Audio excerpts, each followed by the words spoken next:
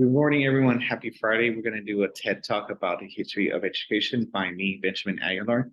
So let's go ahead and get started with the first topic about the role of economic, political, and social reforms in school.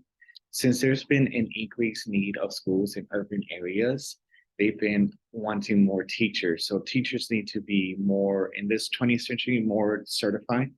So they need to have their own certificate, being educational programs that are that helps them to be qualified to be in the classroom. There's also a need in schools to provide healthcare and foods. And then there's a important person that came out of this chapter is John Dewey.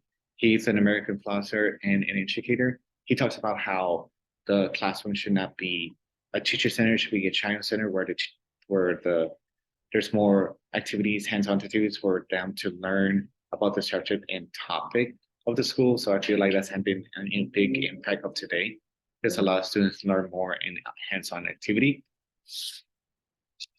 And then we're going to talk about this quote that I have here. According to Web and Media, state control of education increased the number of areas.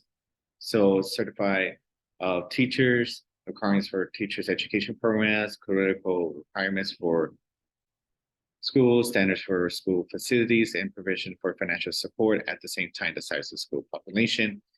This is just talking about how the state has changed a lot with the school's requirements, especially having certified staff and having programs that can help the students and also to make sure that they hold this school accountable for the learning of the students, but also to have like financial support to help the students with anything because they need probably help and they have different programs to help them. And then we're going to talk about the increased role of federal government. Now, the one thing about the Great Depression is when the government realized how important education is and how they need to put more into it.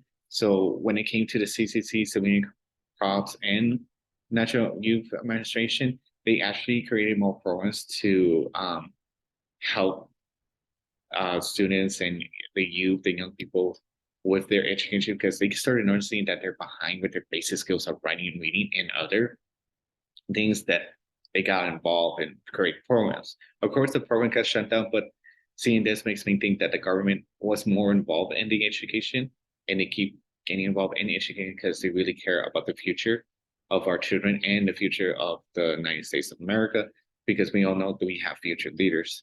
So we talk about No Child Left Behind. No Child Left Behind is a program where they hold the schools accountable for the learning of the students and standards.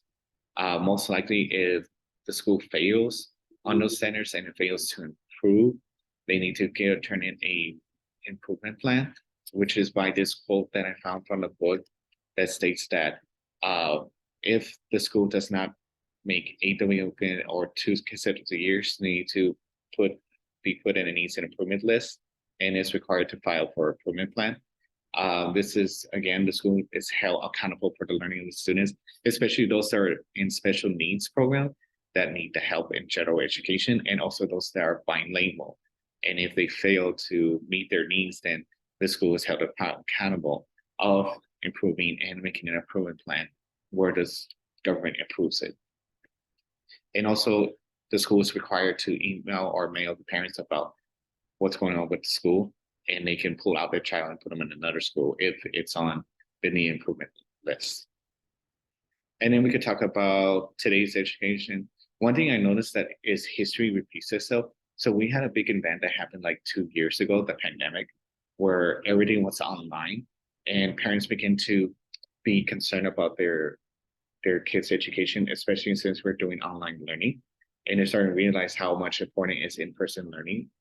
And the government take notice of that and it's trying to help with everything. So what I noticed from the economic view is how much there's a higher need of teachers and social needs as well, with students being in person because it helps them develop more socially.